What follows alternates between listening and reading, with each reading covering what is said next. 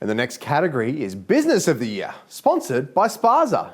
The finalists are Leader Pools, Aquify Pools, Fig Leaf Pool Products, Rogers Pools, Poolworks Morfett Vale, Kings Park and North Brighton, Reese Irrigation and Pools, Aloha Pools and Graziani Pools and Landscape. And the National Business of the Year for 2023 goes to Aquify Pools from New South Wales. Brothers Tim and Matt Ranieri are commemorating their 15th year of pool installations this year. They started their business from their garage and their hard work and dedication have propelled them to success. Their goal has always been to offer high quality pools at affordable prices, all while providing excellent customer service.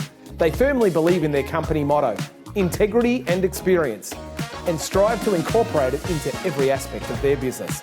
Congratulations, Aquify Pools.